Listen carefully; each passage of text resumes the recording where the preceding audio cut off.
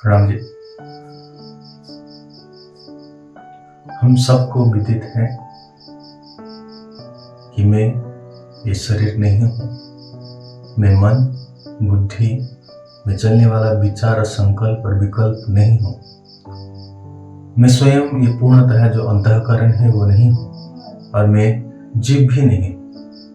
जब ये सब ज्ञान होने के पश्चात भी एक प्रश्न उठता है कि अभी भी आत्मा जो हम हैं उसका एहसास क्यों नहीं हो रहा है।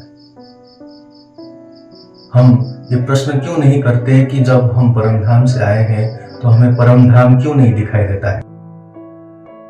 सत्य यही है कि आज भी हमें आगे बढ़ने की इच्छा,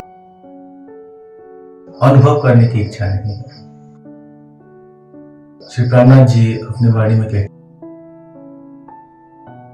कि किस प्रकार से एक घड़ा है जिसमें चिकनाहट भरी हुई है, तो आप चाहे कितना भी पानी उसमें भिगाने की कोशिश कीजिए लेकिन वो घड़ा कभी भी नहीं भीगेगा।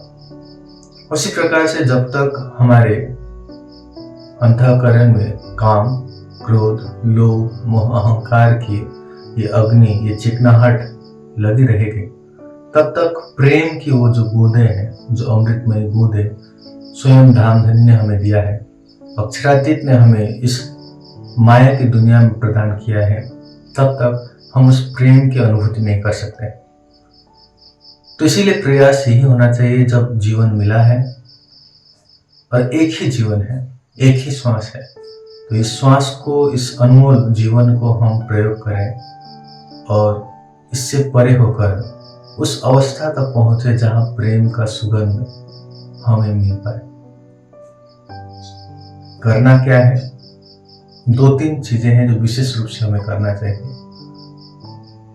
पहला है आत्मचिंतन, कि सही अर्थ में मैं उस लक्ष्य को पाना चाहता भी हूं या नहीं।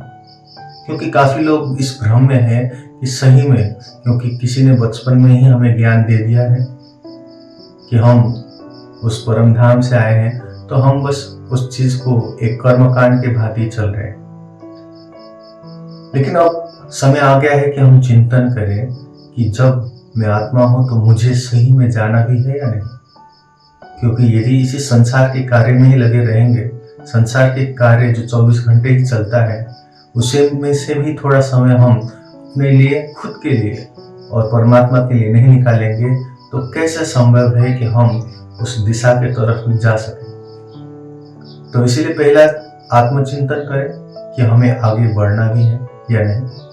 और जब ये निश्चय हो जाए कि हाँ मुझे बढ़ना है, तब दूसरा स्टेप हम जा सकते हैं। जब गीता ये कहती है युक्त आहार विहारस्य युक्त चेष्टस्य कर्मसु युक्त स्वप्न व बोधस्य योगो भवति दुखा। मतलब आपको करना क्या है? युक्त आहार लेना है, सात्विक भोजन तो करना है ही, लेकिन साथ साथ में उसको भी सम अवस्था में, ठीक मात्रा में आपको वो भोजन को करना चाहिए। उसी प्रकार से चेष्टा, जो कर्म आप करते हैं, पुरुषार्थ आप करते हैं, वो भी सम स्थिति में। सम मतलब न ज्यादा न कम। आपको कितना सोना चाहिए? न ज्यादा न कम। यदि आप विद्यार्थी जीवन में हैं तो आपको कम से कम 6 से 7 घंटा सोना चाहिए। यदि आप शारीरिक कार्य करते हैं, खेती बाड़ी करते हैं, तो आपको 7 से 8 घंटा सोना चाहिए। लेकिन आप योगी पुरुष हैं, आप साधु संत हैं, आपने घर और सब कुछ छोड़ के आप आश्रम आए हैं और या जंगल प्रवेश किए हुए हैं, तो आपको 4 घंटे से ज्यादा नहीं सोना चाहिए। तो सभी लोगों का जो स्थिति है वो अलग अलग है, उसी प्रकार भोजन का भी और उसी प्रकार से अनेकों पदार्थ का भी। तो इसीलिए आत्मचिंतन करें कि हम उस दिशा में जाने के लिए क्या क्या हमें त्याग करना पड़ेगा और क्या क्या हमें अपनाना पड़ेगा। साथ साथ में हम आगे बढ़ते हुए स्वाध्याय का विषय बहुत जरूरी है कि कौन से धर्म ग्रंथ को हम पढ़ें।